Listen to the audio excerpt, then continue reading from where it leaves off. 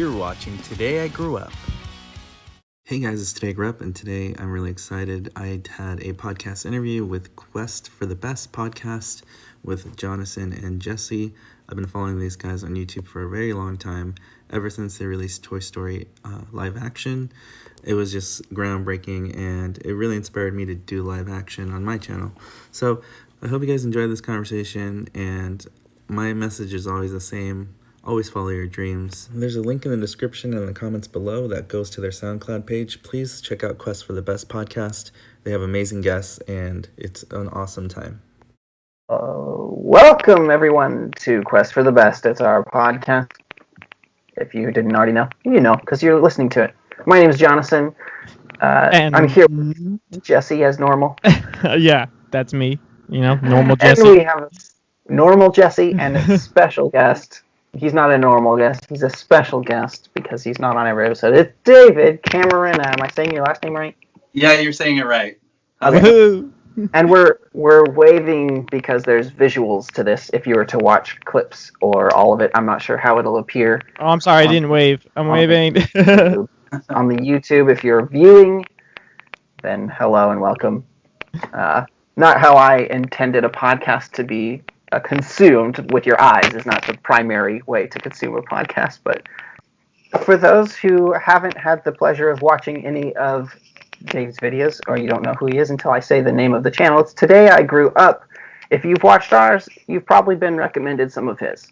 I think so, yeah. I think that's how it works. Yeah. So he does, what is the tagline? Live action and reviews of mostly toys, I'd say. I've seen a handful of Pop movies with the Pop figures. I've seen his collections. I've seen a lot of Toy Story, and I'll say I've seen a bunch of your videos. That's less than a lot, but more than a few. So watching the content. That's good. I've seen most of your videos too. Like I would say 90% of your videos. Okay, good. How many videos do you have? I have about 220 something uploads right now. So. Okay, that's amazing. I've not seen 90% of those yet. Oh. Okay. Yeah, I have a different category. So people go to my playlist. I have different sections like the live action or Toy Story section or different movie sections, and I also have custom mod videos which I created now. That's like a new thing people want. So. Yeah, I really like those mods you're making, man. Yeah. That's cool stuff. For those who might not know what a mod is, would you explain that? Yeah, so basically I take a toy that comes out of a factory, chop off heads, or I alter clothing, or I glue things, or I just get really creative to find my way to screen match the toy. It looks more like the movie. So that's the custom mod part, modification. Yeah. It's kind of sad that you have to do all that, and they don't just make a exact like. Right. Yeah, I mean, what is that saying? Like that it requires you to get a bunch of different versions and make a Frankenstein version of them all just to get a movie accurate version. Like, right. Someone's not doing something right. They got to get man. They got to get there. I just uploaded recently, and I basically kind of made fun of John Lasseter a little bit because he was presenting the toy saying this is the exact film actor replica. And then when you look at it, it's like, yeah, but when Andy's holding Woody, he has a closed mouth smile. I know, like what? I remember that. I remember watching that video of John Lasseter showing those toys in 2010 and being like, that's awesome, but like Woody's mouth is open. But like, you're wrong. I can see see that. I don't need to even look up close to see that. I was like, I can see that right away. Wait, what? No, his mouth is. Yeah, that's like when I started this quest, I realized how far away they're actually from the movie, and there's so many mods I've done that people are like, yes, that's a lot closer, it's a lot better. So it's fun. Speaking of Quest, I feel like it's been a while since we kind of explained like what we do on this show, like why we're called Quest for the Best, and basically it's just because we try to find we look at the best examples of different things from like movies or shows or fellow YouTubers and what we can learn to make our stuff better. So that's going to be the goal at the end of this. We're gonna go home with a lesson today, so keep that in the back of your head. You know, we're about, you know, finding the best in ourselves. Thank you, Jesse. Thanks for reminding us because we started having chats with more.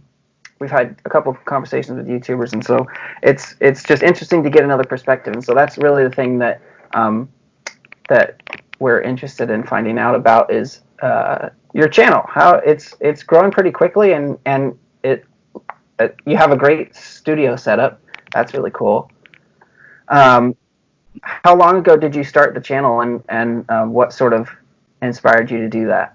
So people might not know this. I have mentioned it before on my channel, but I am actually a marriage family therapist. I've been working in mental health for 8 years now. And I work with special needs kids, and I also work with foster youth right now who are on probation and stuff like that. So my goal in life, I feel called on earth to help people be the best versions of themselves or to inspire them to follow their dreams, because I feel in my life I've accomplished so much. I've got to travel the world with my music. I've got to, create a YouTube platform where I can inspire other people to follow their dreams. Today I Grew Up, the name actually has a deep meaning behind it. Today means like focus on the present. Don't forget about today, because we get stuck in the past, right? Or we're stuck on the future. But we have to focus on today because that's going to advance our steps for tomorrow. And then I is sense of self, so sense of purpose. Knowing who you are is very important.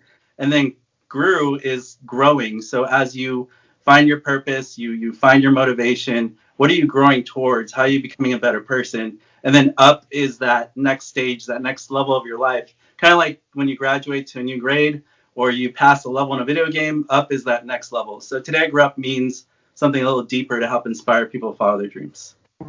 Man, yeah. Put a lot of thought in that. Ours just mixes our initials with Toy Story. Like Toy Story. I don't know about that. I was kidding. Well, no, we got a deeper meaning, Jesse. We do. Beyond is beyond. It means beyond, meaning beyond just Toy Story stuff. That's exactly what it means. And it's ironic that we're using a Toy Story reference to say that, hey, we do more than Toy Story because we're beyond. We're beyond making more Toy Story remakes. So I'm glad that there's someone out there doing them. So thanks for doing the hard work. We were talking earlier about how we feel like there's probably a lot of people that they wanted our channel to kind of be what yours is, but like, we went in a different direction. Yeah, okay. So we went in our own. We're forging our own path. You guys are growing up, Thank you. Yes, thank you. I'm glad that they exist. It's not what we wanted to be for our channel, and I think the funny thing is, like, I love my Toy Story toys. Jesse doesn't have a single one, and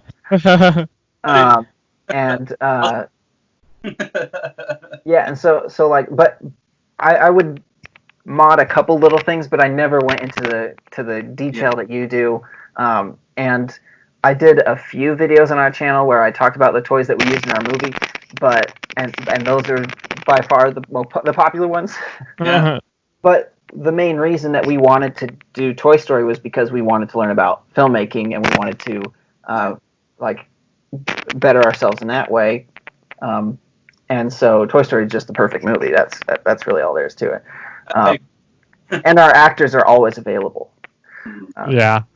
But but so tell us sort of where's the link? Like, where did you go from, like, like, these toys are awesome. Like, I wanna work on this, and this is something people will want to see, because a lot of people start channels all the time, and I'm sure family therapists are starting channels, but they're not crossing audiences, right? Right. So just tell us about that. Like, what direction did you decide to take? When did you come up with your direction for the channel? I think what happened was it started in 2009 when John Lasseter made the announcement. And I was not really a toy collector per se. I did enjoy toys, but not to the extent I do now.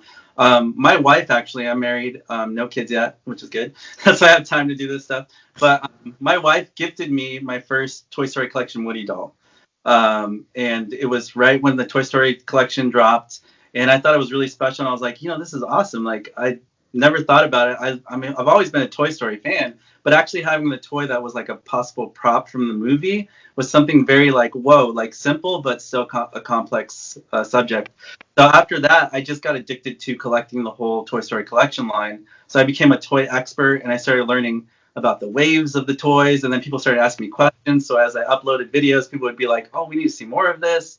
And eventually it just started like, I never took YouTube as a serious like profession or career or job. But then when the money started rolling in, the subscribers started coming in, then I'm like, I have a responsibility to, be a leader in this community to help people build their collections, inspire their dreams. And so for me, it became this positivity platform for positivity. And Toy Story is just, it's just a great platform because, like you guys said, it's a perfect script, it's a perfect movie, it's a feel-good film, and there's a lot of fun behind it. It's a really great movie. And that's just how I snowballed into where I am now with Toy Story, I guess. Mm-hmm. Yeah, that's great. But that's not where your channel started. Didn't start off that way. The toy review for Jaws in 2015. That's when it started. And then that video blew up to like 3.8 million views, and I didn't understand like why do people love toy reviews? I didn't understand. It was like a foreign concept. Mm-hmm. So as I kept doing it, it just like kept building, and I was like, I just got kind of addicted to toy collecting, I guess. I really appreciate the artistry behind the character, behind, I'm into filmmaking as well. I love watching movies. I love, one day I do want to make a film and write a script. That was always something that was attractive for me.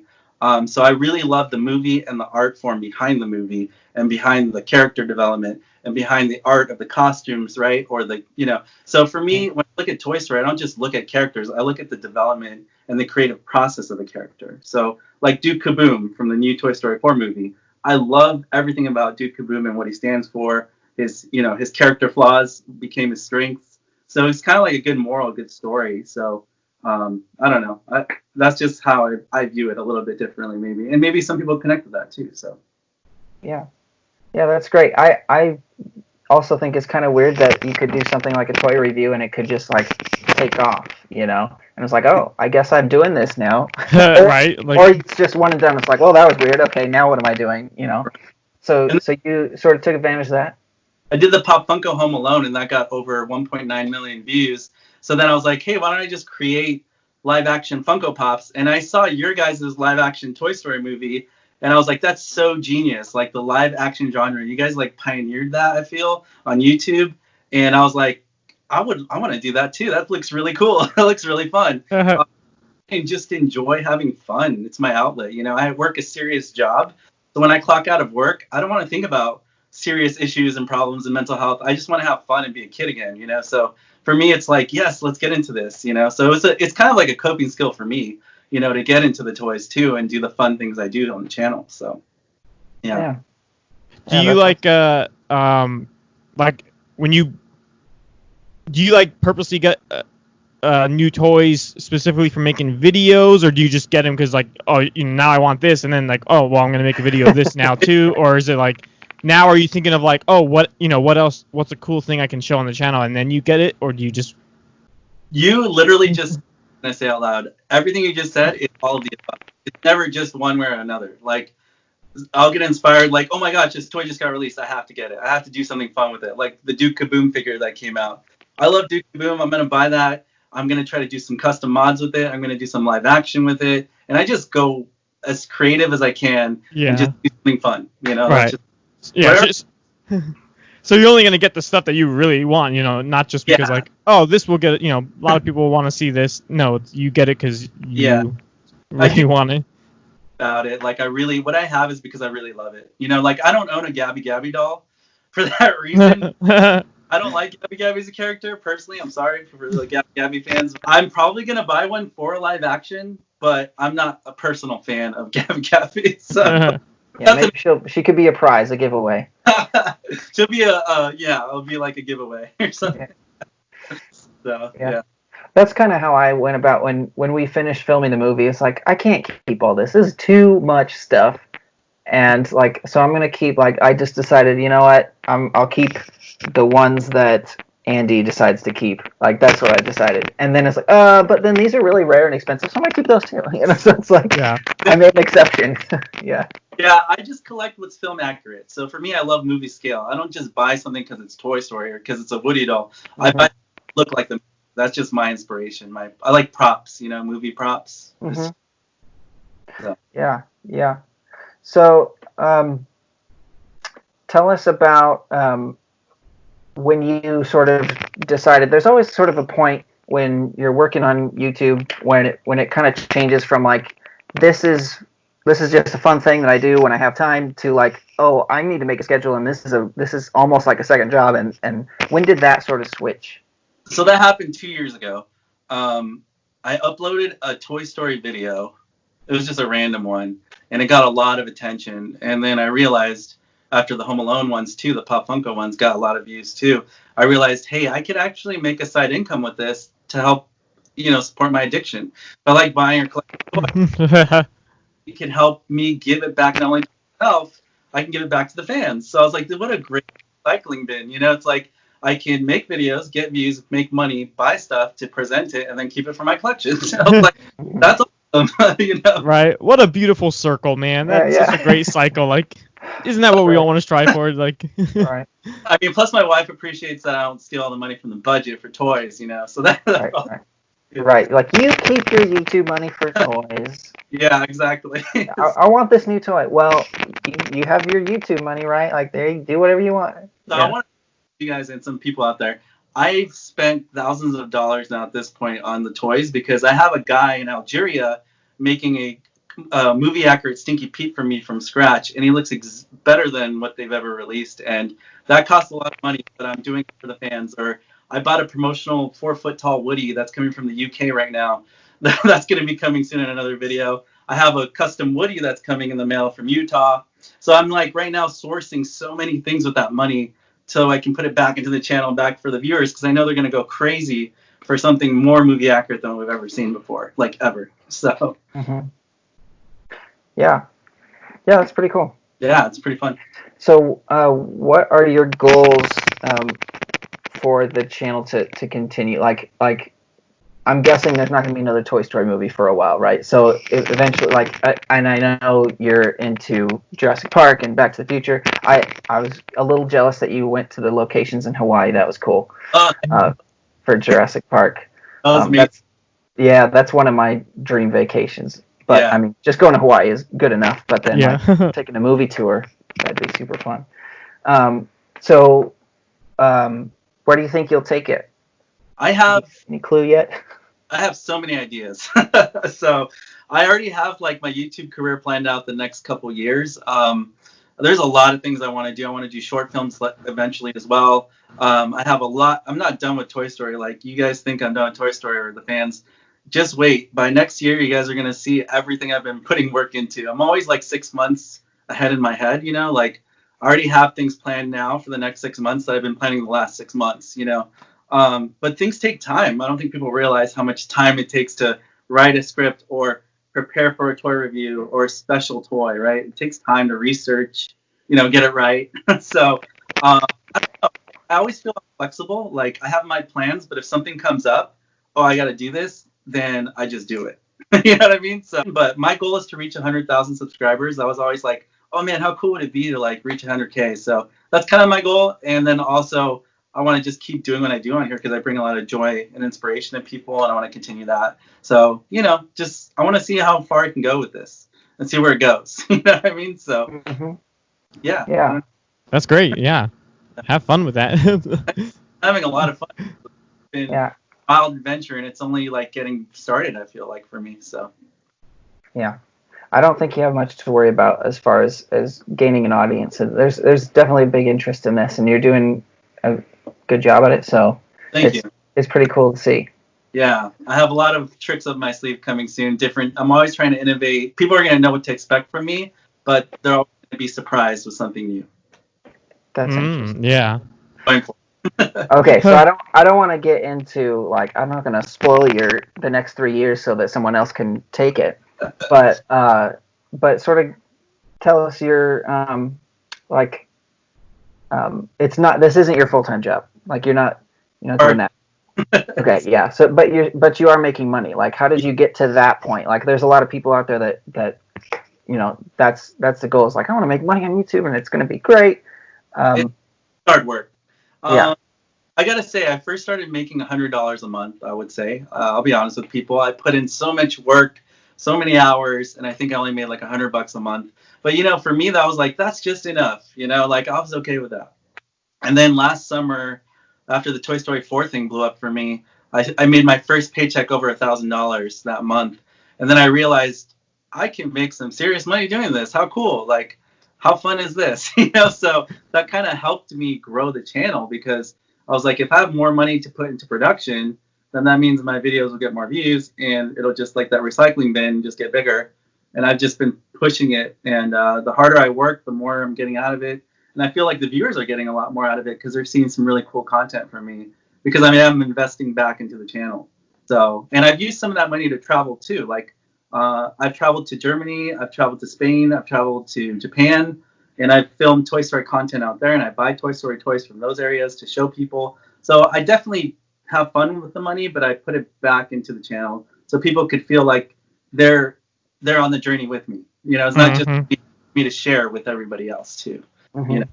Without them, I wouldn't be here in this situation. So I want to bless others, because I feel they blessed me, in this journey. So did you start a Patreon like right around that time when you realized like, oh, this could be? Yeah, I just started it this year, and I already have 3 patrons sign on. So I'm still new to it. I'm still learning how to use that. Oh, us too. Yeah, I know. It's been fun. I do offer exclusive content. I've done some exclusive videos and postings. So yeah, it's been really, really fun to grow that as well. So I'm just humbled by it, and I definitely want to give back to what I've received, on my channel. So before that very first video with Jaws, was there any other kind of video you ever made before these? The very first video I did was in 2013. It was a hoverboard from Mattel, movie prop replica, and Mattel released it. It made swoosh sounds. It didn't actually hover, unfortunately, but that video got about 300,000 views. And that's what I wasn't making money on YouTube at that time, because I didn't know what monetization was. I started experimenting, and then things just would hit. And then eventually I'm like, you know what? This is getting big. Now I have to be responsible and make a schedule and make it a side job, because this is working. So let's make it work for fun, and push it. So here we are. I've grown. I had like 3,000 subs 2 years ago. Now I'm at like 27,000 almost. So Yeah. It's been crazy growth, So it's been insane. It's been fun. Right. So. And what's even more impressive is that people are coming back to watch stuff. Like, yeah. It keeps growing. Like when I go live, my chat's just going da da da da. Like I respond to everybody's comment. I heart every comment. I'm literally keeping that every day, because I want people to feel important and special, because they are. And I don't want to just be one of those people that uploads a video. All right, cool. I'll cash in, and I don't care about my audience. I want to connect with people, because that's why I'm actually really doing it. It's a passion, it's a hobby, but yes, I want to give back, like I said. And I love connecting with people all over the world. I talk to people in Russia. I use Google Translate to talk back to them in the comment section. I have people saying, I don't understand a word you said, but I love your videos. I'll translate into every French, Arabic, you name it. I've probably communicated to them. Korean, Japanese. So people all over the world love this stuff. It's not just Toy Story, but like my Indiana Jones videos or whatever it is. People are fans of these movies, and it's really bringing people together, and it's awesome. So, yeah. What do you find that people want to chat about the most? Like, what is it that people are like, always the comment section? Because, we get like, make live action Toy Story 2. What is the thing that people tell you that they want? And, of course, you're doing it, so there's a difference between us. Yeah. That's a really great question, because I think it varies. I go with the season. I feel like in my head, I have seasons that I feel the audience is talking to me. And so this year, in the beginning of the year, do this thing where we can submit videos, you can feature our videos, and do Toy Story live action scenes, specific ones, and then now it's more like do custom mods, because we love your custom mods. So just do custom mods. And so that's going to evolve to the next thing, which will probably be like my new Woody sketches that I'm going to start. There's a hint. I'm doing some Woody sketches soon. And then people are going to probably demand that. So I put it out there and then I listen, I hear the feedback, and then I try to like give people what they want. But then also I'm doing what I'm passionate about and I love and I have fun with too, you know? Well, that's a great pattern. It's like you make something that you like to do, and then people say, "Hey, make more of that," and then Yeah. and then if you start making something else, it's like, "Oh, hey, now make more of that." Like that's nice positive reinforcement, like that they, yeah. I use my psychology for good, so like I read people's minds, I try to, and then I try to like that, and then I make categories. So it's like, hey, you want custom mods? Go watch 27 of those on this playlist. Hey, you want to see live actions from me? Go see those 34 videos on that playlist. Hey, you want to see some other genre that I created? Go watch that playlist. So I try to keep everybody happy. I make these categories, I fill them up, and then I direct people to those videos, So it's fun. Yeah, make what you like, but also look at what people are asking for and don't ignore them. That's good. That never, I don't think I was born to be a creative thinker, and I always have like 10, 20 video ideas. I write them down. If I get to it, I cross it off the list. If I don't, I push it for another month. Like right now, I have like 20 ideas on my video board right now, and I just adjust that board as I make videos, cross it off, add new ones. And some of them see the light of day, some of them don't. But that's because I listen to the audience too, Yeah. So. I was just watching your studio tour, your studio room tour, and I was thinking, I've always thought a whiteboard would be like a good way to organize my thoughts, like maybe not write a list of what I'm going to make, but to come up with a script for something more complex than the last one, but I haven't gotten a whiteboard yet, but definitely get a book. There's some, I think I've said this before on our podcast show, but like if you are somebody that's making videos or making anything really, get a book to write down your ideas, because when it comes time to do one, you'll be like, what was that again? Like, I've run into that. I have a journal too where I keep track of my subscriber counts and I see where I'm improving. Like there's months where on average I have about 1.4 a month, and I have about 2,000 to 3,000 subs a month right now consistently. So I track that down in a journal so I can see from memories how far I've come and where I'm going. So I can kind of see my success and see what's working, what's not. And I try to perfect that format so that as I grow, I can keep that momentum going, So writing things down, I highly recommend that. I have 4 journals in my room. I have a wide erase board. All that just helps you kind of visually, because I'm a visual thinker. That's just how I do it. That works for me. You guys are just like, hey, let's just do this video and let's do it. How do you guys do it? Well, our process is a little different because we're not a one-man show. Right. So like there have been times where it's like I have a busy month and like I don't know what I'm going to be able to do, but I can have these evenings free, so let's do a show. Kind of the initial idea for our talk show was just that it could be something that we could do on a whim. It's like, we have this idea, let's just sit and talk, sort of like Rhett and Link's videos used to be. But then they quickly became like, well, we need to edit this a little bit more. Like, I think we need to add some more cutaways or something. And then it's like, well, now this is a whole show in itself that takes some prep too now. Yeah, it kind of, became something like... You guys have like short films now, and I really love that Office sketch, by the way, that you guys did to like slow down time or whatever. That was hilarious. But I'm just thinking when I'm watching it, wow, that like production wise, that's a lot of work for acting, for script writing, for editing, for camera angles, for lighting, for location. I'm sure that took, how long does that take for you guys to do something like that? Or a team of people, I'm sure, or something. But so like, yeah, that we filmed in one day, and I think I edited that in like a couple of weeks. Yeah, like 2 weeks or something. We want to make films, short films, or the sketches are what we enjoy the most. Not just acting, but writing and all of that. So what I think helped me at least is finding competition, because then we have some sort of prompt and some guidelines, like it has to be done this month, right?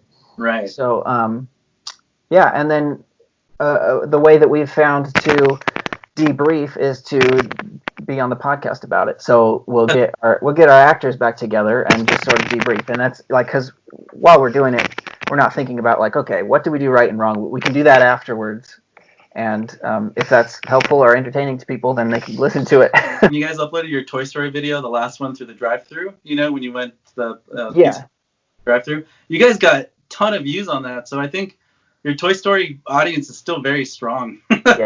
Yes, it is. That's kind of been our hoop to jump. Is like we love Toy Story, but we're not the guys who are going to go and like you do, like get that cycle of like we're gonna get toys and we're gonna talk about them, we're gonna do them because like it's just not what we're into. But I'm glad that somebody is. So you know, Yeah. out there.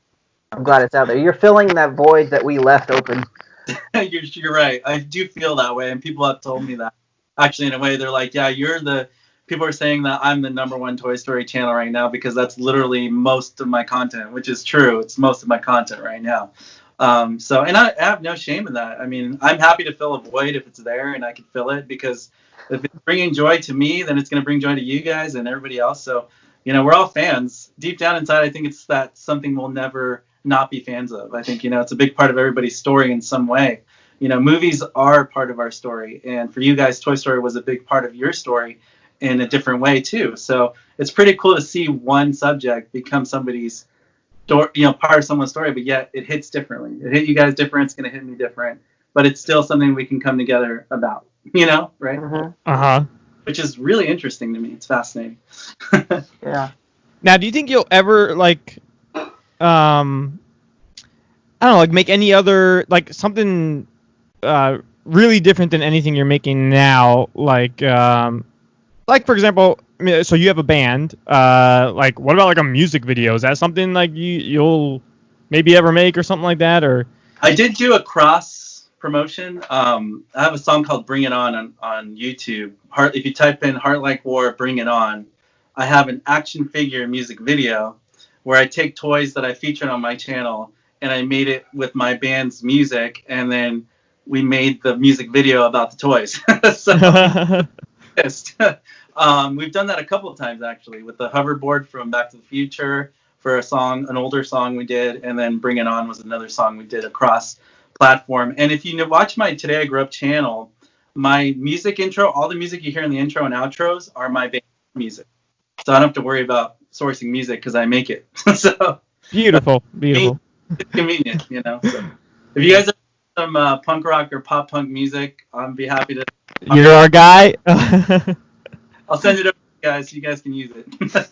That's very kind of you. Yeah, of course. So, yeah. Yeah, I think, well, you know, I was thinking about that just today. Like, I have a playlist on Spotify that I made. Maybe, okay, now I'll have to link it in the show notes so that you can find it. But there's, it's just music from people that I actually know, like friends in real life. Oh, cool. So I'll add Heart Like War into that playlist. But I don't have anybody that makes orchestral music. My coworker does. He, you know him, so I could see if he has any stuff he wants to. Yeah, well, I mean, that's what we need when we're doing a short. We don't have to keep using our SpongeBob music over and over. I just see music though. You can write some originals or something. You know, like he really has. Back in the day, yeah, I did. I guess I'm just. Well, I don't know. It's kind of a mixture of like. Sometimes I just feel kind of lazy. I mean, it takes longer to do it, but also I don't know. Like, I don't really like my recording quality that I have. Like, I don't even have the right kind of, I don't know, interface and all that. Yeah, I don't even use an actual. Yeah, like I'm still using like an actual mixing board, and then like I bounce. What? It's that tape. Oh. So. Yeah, I don't know. I feel like.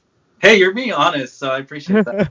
No, there was a time when that's what Jesse wanted to do. Like, and I mean, I found that sort of interesting too. Is that over the years, like, there've been dream jobs out there, and it changes every like 3 or 4 years, or 2 or 3 years. Yeah. When we went into Pixar after our movie came out, we had maybe 20, 30 minutes to chat with Ed Catmull, and that's what he asked us is, what do you want to do? And it's like, oh goodness, like I just started college, I don't know, you know. But you know that my answer then was sort of the same as it is now: is make movies. I just want to make movies, and Jesse's was he wants to make the music for movies. I think, yeah, it's cool. I think you wouldn't probably say that anymore, Jesse. No, I mean not really. Like, I mean, and that's okay.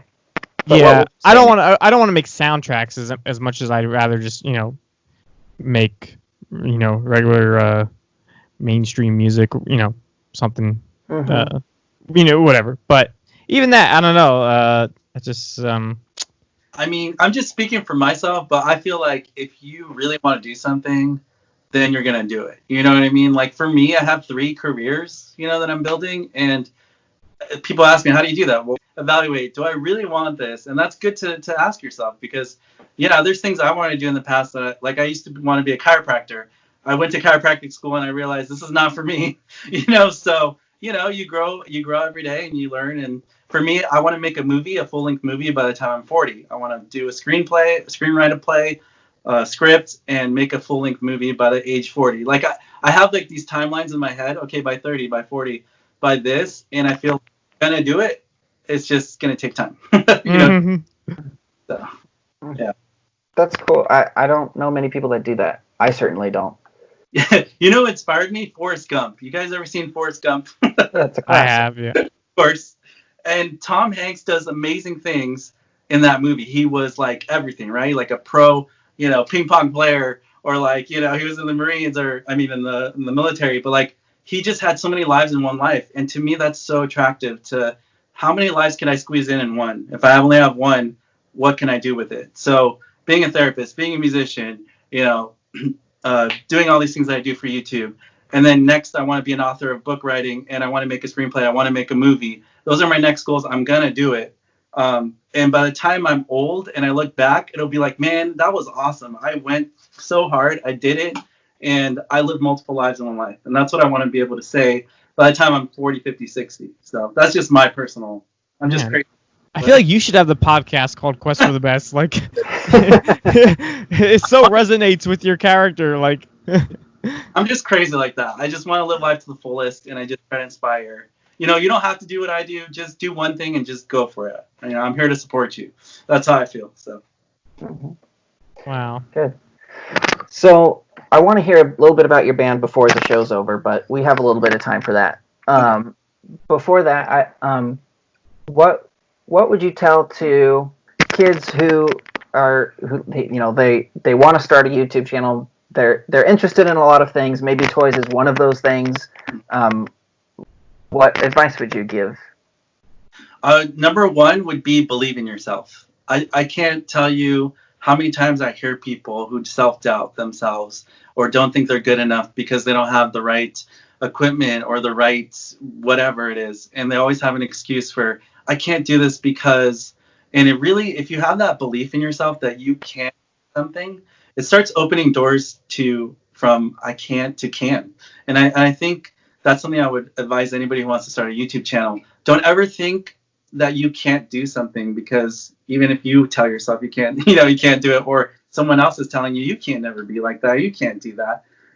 I came from nothing, like I didn't have rich parents. I didn't grow up in a rich big house or anything. Like everything I did is because I worked hard and I believed in myself. And my parents were amazing and told me they believed in me. And even if kids out there didn't have that growing up, just remember, if you have that belief and that self-love, you can accomplish anything. And I really believe that. And so believing in yourself is number 1. Number 2 is work hard. It's going to be hard. Don't give up, and you can accomplish anything. It's just like Doc Brown says, right? Doc Brown always says, if you put your mind on anything, you can accomplish anything. And I really think that's true. 100%. So that's my advice that I would give to somebody starting out. That's fantastic. A little cliche, but fantastic. but I feel like it's so true. Yeah. Well, the thing is like I don't have the right equipment is not an excuse anymore. Right. Not for YouTube. Not for YouTube. Right. Uh, That's true. everybody's got a camera, and you know, Pocket. yeah, my 3-year-old has 4K phone, exactly yeah. like he's got access to more than I did when I started. So Does he buy it on Amazon too? no, he doesn't. Awesome. So let's hear about your band a little bit. Like that's pretty cool. How did it start? So I started it by myself with an acoustic guitar, like 2008, and then a long time ago, many years ago, I was young.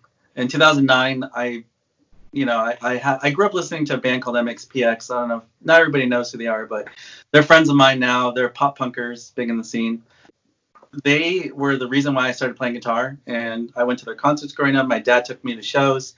I realized I want to do this one day, and I went up on stage. They brought me on stage and I actually played bass for a song called Chick Magnet.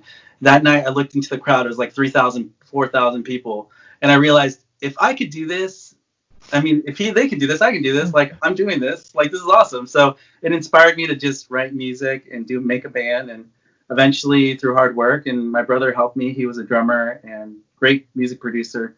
We just started this band called Heart Like War. And then ever since then, it was kind of like a side thing because I was in college, getting my master's and bachelor's in psychology. So I didn't have time, but I just made time. So the last, like, I would say 2-3 years is when I'm like, okay, we can do this. Like, I'm an adult now. I'm focused. I'm done with school. Let's do this. So I got signed to a Japanese record label.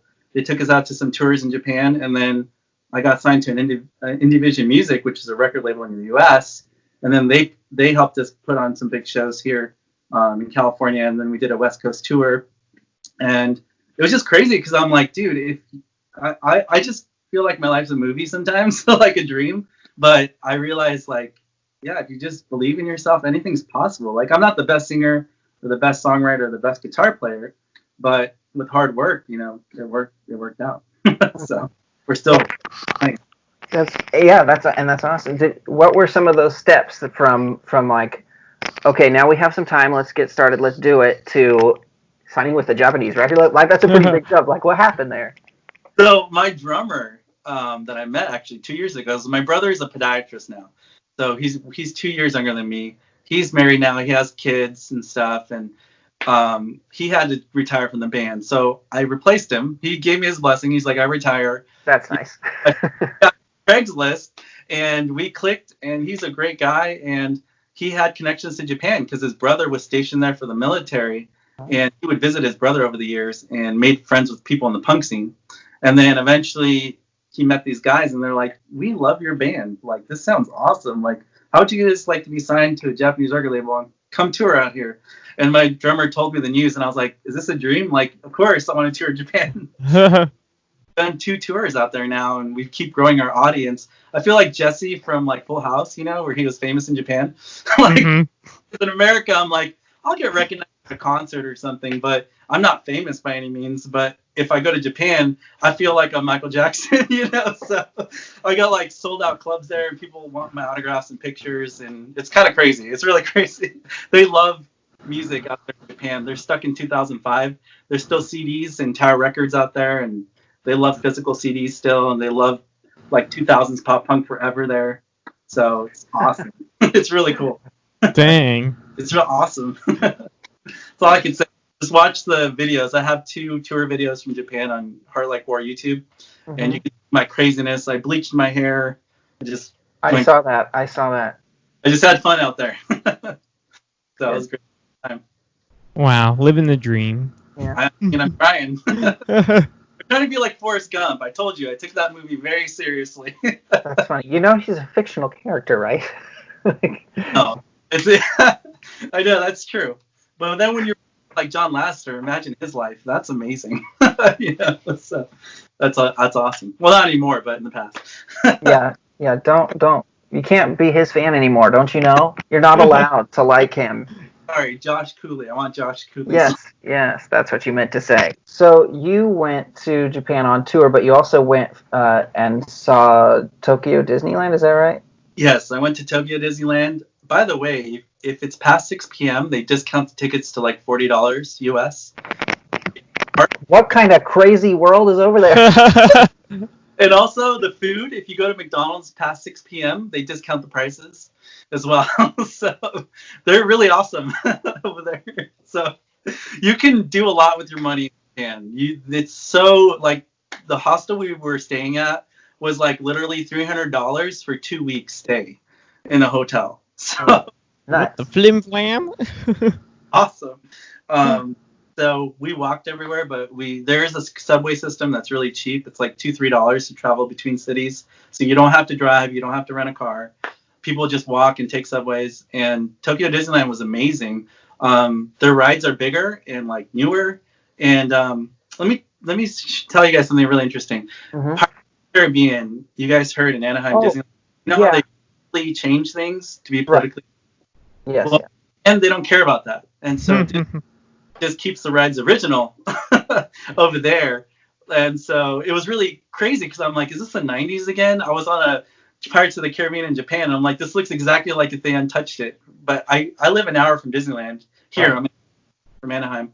And so my wife and I, we have a season pass. We go all the time. And it's just mind-boggling that I'm like, Disney only caters to the population. They're not changing everything for everyone all over the world, just for the people that complain. Yes. Right. That's another. Over there in Anaheim. Yeah. Yeah. That's cool. My wife and I have said that a few times. It's like if we were anywhere within 2 hours of Disneyland, we'd have a season pass. That's probably the way to go at this point because it's quite expensive if you don't play the cards right. Right. To go to Disneyland. If you live nearby, it makes sense. Mm-hmm. But Japan is cheap. It's really, I think one day admission is like $80, I think, normally or something. So cheaper than here. If you can get there, that's not the cheap. That's the hard part. Yeah. Yeah. 6 months in advance. It's a secret. The flights are a lot cheaper. So. Well, right now they'd probably be pretty cheap too. Yeah, cheap now. Yeah. But you wouldn't be able to get in. So what's the point? Yeah, that's true. I've been doing more YouTube because of the pandemic because the band's on pause. We're doing less bands, so now I'm just doing more YouTube right now. So people are in YouTube land are happy because I'm doing more content right now. Yeah. You said you wrote the music for your channel. Yeah. How about for the band? Do you write for that as well? So my drummer, in the last 2 years, my drummer helps me co-write the music, and I write all the lyrics and all the lyric melodies, and he'll write a lot of the music now. So we collaborate, and sometimes I write the music, and then we just write it together. Or that, I wrote everything. I was a one-man show, and eventually it got exhausting. So help me, and so that's why we do big things, because everybody in the band works hard now, so nobody's like, no offense to my brother, but he just helped support. He didn't do the work. You know what I mean? Because there's a lot of work being in a band, like coordinating schedules, like you guys said, coordinating band practice and recording sessions and tours, and it's an endless list. So yeah. Good. Yep. Well, we covered a lot. Yeah, I think the fans are really going to be happy about this because they always are asking me. Number one, they ask me, do you know JP and Beyond? Number two, they're like, are you guys going to do a video together? I'm like, I don't know. Like, maybe one day. I see. So, this is another step in that direction. It's a step towards it. So they're going to be happy. I'm just happy for the fans because I'm happy for them too. Me too. Because I've always grew up, like, you guys inspired my channel. I'm going to say the truth. You guys really inspired me to, like, if these two guys can do it, I can do it too. You know? So, I'm good. Thank you. Yeah. That's awesome. I appreciate that. Looked up to you guys, and I still do. Oh, thanks. And thanks for doing the work that we left that hole open for you to fill. I'm glad you're doing it. I'm going to be on this podcast and be like, how are you going to get out of that hoop? How are you going to get out? Yeah. So are they, as long as nobody's asking you to get us to do something else that like to make more Toy Story videos, as long as that's not the request. Don't then worry, I'm fine. it'll be my video then. Just kidding.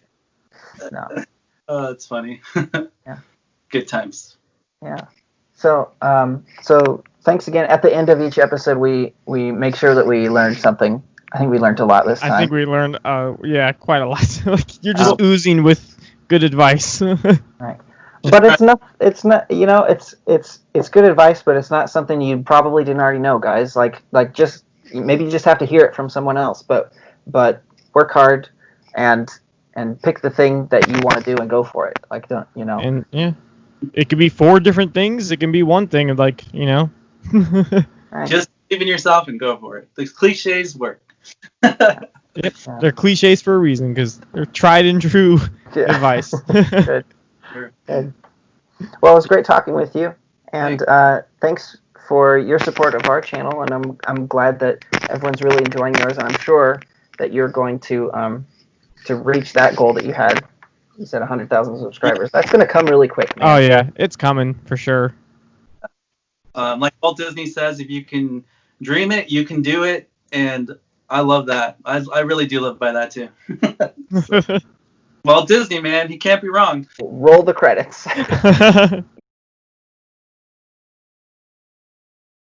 Ready, Jesse? Should I record on my end? Yeah, I'm recording over here. Okay, me. Oh, my car is protected. Hang on. Ah, dude. Oh yeah, there was a couple times I forgot I was on camera. Sorry. I'm glad. I did think that we might be having a visual, so I put a hat on because I look like a legit crazy person. Okay, now goodbye to the video audience. So we've already said goodbye to the podcast audience, right? Oh wait, we already did. Oh, this is part of the podcast. I was I talking don't know. about What day is it right now? I'm so confused. Today's Saturday, so duh. Yeah. Okay. I mean, I'll say it for myself, but oops, sorry, Mike. Everybody that's listening to the mic, sorry. If you guys don't mind, can I upload like this video to my YouTube like after your podcast is released? Like after that? Definitely not.